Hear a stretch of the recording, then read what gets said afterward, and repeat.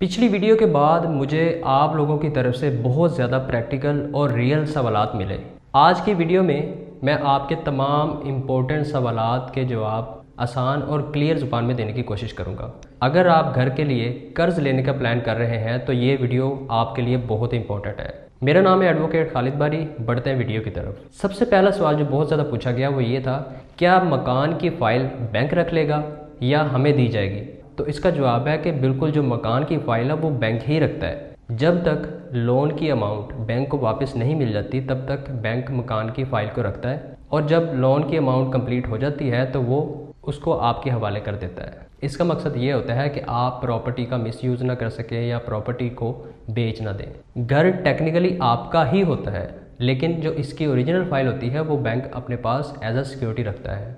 दूसरा सवाल ये कि लोन यकमुश्त मिलता है या स्टेजेस में? तो इसका जवाब ये है कि ये डिपेंड करता है। अगर आप रेडी हाउस ख़रीद रहे हैं, बना बनाया घर खरीद रहे हैं, तो बैंक आपको जो लोन देता है वो यकमुश्त यानी कि लमसम देता है।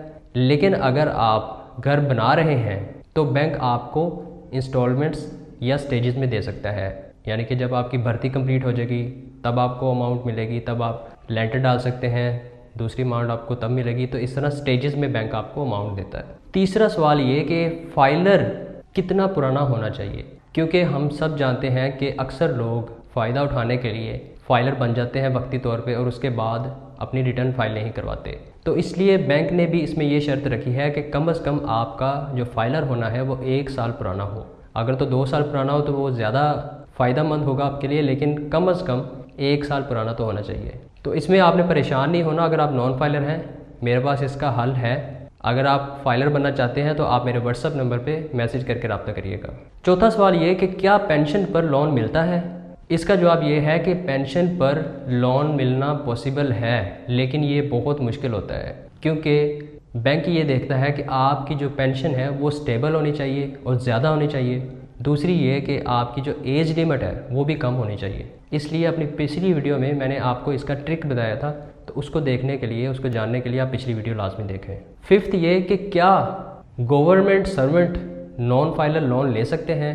क्योंकि अक्सर लोग ये समझते हैं कि जो सरकारी मुलाजमीन हैं उनकी सैलरी से ऑलरेडी टैक्स डिडक्ट हो रहा है, तो अगर क्या वो नॉन फाइलर हैं, क्या वो लोन ले सकते हैं? तो इसका जवाब है बिल्कुल नहीं।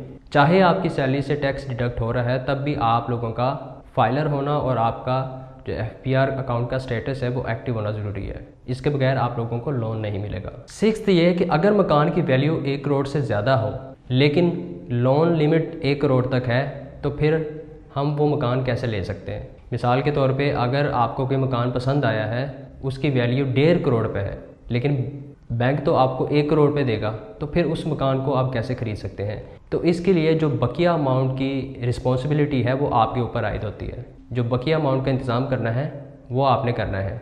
मिसाल के तौर पे अगर आपको बैंक 90 लाख देता है तो जो बकिया 60 लाख है वो आप देकर उस मकान को हासिल कर सकते हैं। ऐसा नहीं है कि जो बैंक ने मकान लेके देना है उसकी वैल्यू 1 करोड़ से नीचे ही होनी चाहिए, आप ज़्यादा का भी ले सकते हैं। 7वें नंबर पे सवाल ये किया गया कि क्या पुराने अप्रूव्ड लोगों को दोबारा अप्लाई करना होगा, यानी कि वो लोग जिन्होंने लोन के लिए अप्लाई किया था जब ये लोन 35 लाख रुपए था तो उनका अप्रूव हो चुका है, तो अब इसकी अमाउंट 1 करोड़ पे है, तो वो लोग जो 35 लाख से अपनी अमाउंट बढ़ाना चाहते हैं, 1 करोड़ पे लेना चाहते हैं, क्या दोबारा अप्लाई करना पड़ेगा? तो बिल्कुल जी हाँ। अगर तो आपका लोन अप्रूव हो चुका था 35 लाख का तो आपको 35 लाख मिलेंगे, आपको दोबारा अप्लाई करने की ज़रूरत नहीं है। लेकिन अगर आप 1 करोड़ पे हासिल करना चाहते हैं तो फिर इसके लिए आप दोबारा अप्लाई करेंगे, क्योंकि आपकी इवैल्यूएशन उस हिसाब से होगी। नेक्स्ट क्वेश्चन ये था कि डाउन पेमेंट किसको देनी होती है?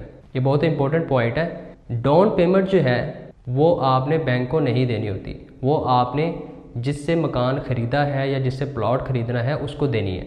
मिसाल के तौर पे अगर घर की प्राइस 1 करोड़ पे है तो आपने जो 10 लाख रुपए डाउन पेमेंट देनी है वो सेलर को देनी है, और जो बकिया 90 लाख रुपए है वो बैंक ने सेलर को पे करना है।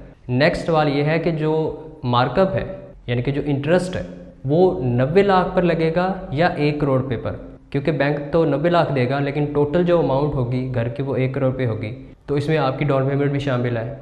तो इसका जवाब यह है कि जो इंटरेस्ट है वो सिर्फ लोन अमाउंट पर लगेगा, यानी अगर बैंक ने 90 लाख रुपए दिया है तो जो इंटरेस्ट लगेगा वो 90 लाख के ऊपर ही लगेगा, ना कि 1 करोड़ रुपये के ऊपर। आपकी डाउन पेमेंट के ऊपर इंटरेस्ट नहीं लगेगा। नेक्स्ट सवाल ये था कि 20 साल में टोटल कितना पैसा वापस देना होगा अगर हम लोन लेते हैं। तो इसका जवाब ये है कि अगर आप लोन लेते हैं 90 लाख रुपए का, तो उस पर जो मार्कअप लगेगा वो 5% लगेगा। और अगर फ़र्ज़ करते हैं आपने 20 साल तक के लिए लोन लिया है, तो जो अप्रोक्सीमेटली आप लोन अमाउंट वापस करेंगे वो होगी 1 करोड़ 40 लाख रुपए से लेके 1 करोड़ 45 लाख रुपए तक। नेक्स्ट सवाल ये है कि क्या हम लोन की अमाउंट यकमुश्त वापस करके लोन को बंद करवा सकते हैं। मिसाल के तौर पे आपने 20 साल के लिए लोन लिया है और कुछ अरसे बाद आपके पास इकट्ठे पैसे आ जाते हैं और आप चाहते हैं कि मैं सारे पैसे बैंक को दे के अपना लोन ख़त्म करवा के अपनी फ़ाइल अपने पास ले लूँ। तो इसका जवाब है बिल्कुल जी हाँ, आप चाहें तो पार्शियल पेमेंट या फुल अर्ली पेमेंट कर सकते हैं लोन क्लोज़ करने के लिए। लेकिन कुछ बैंक्स ऐसे होते हैं जो अर्ली पेमेंट पे चार्जेस लेते हैं, तो ये आप बैंक से ज़रूर कंफर्म कर लीजिएगा जिस बैंक से आपने लोन लिया है। नेक्स्ट सवाल ये कि क्या सिर्फ 5% ईयरली देकर लोन क्लोज हो सकता है। तो जवाब है नहीं, ये एक मिसअंडरस्टैंडिंग है। आपको प्रिंसिपल अमाउंट प्लस मार्कअप दोनों देना होता है, सिर्फ मार्कअप देकर लोन क्लोज नहीं होता। नेक्स्ट सवाल ये कि क्या ई स्टैम्प वाली प्रॉपर्टी पर लोन मिलता है। इसका जवाब मैंने पहले भी दिया था कि ई स्टैम्प वाली प्रॉपर्टी को आप अवॉइड करें, नॉर्मली इस पे लोन नहीं मिलता, क्योंकि बैंक डिमांड करता है कि आपकी जो प्रॉपर्टी है वो प्रॉपर रजिस्टर्ड हो और क्लियर टाइटल हो। ई स्टैम्प या इनफॉर्मल प्रॉपर्टी पर लोन मिलना बहुत मुश्किल होता है। नेक्स्ट सवाल ओवरसीज़ पाकिस्तानीज़ का था कि क्या रोशन डिजिटल अकाउंट वाले लोन ले सकते हैं। तो इसका जवाब है बिल्कुल ले सकते हैं, लेकिन आपकी इनकम डॉक्यूमेंटेड होनी चाहिए और आपकी जो बैंक की एलिजिबिलिटी है उसको आप मीट करते हो। अगर आप चाहते हैं कि मैं अपनी अगली वीडियो में आप लोगों को बताऊं कि इस हाउसिंग लोन को कर्ज़ को हासिल करने के लिए सबसे बेहतरीन बैंक कौन सा है पाकिस्तान में, तो कमेंट में बेस्ट बैंक ज़रूर लिखें। वीडियो को लाइक एंड शेयर ज़रूर करें, चैनल को सब्सक्राइब कर लें। मिलते हैं अगली वीडियो में। Thank you so much. अल्लाह हाफिज़।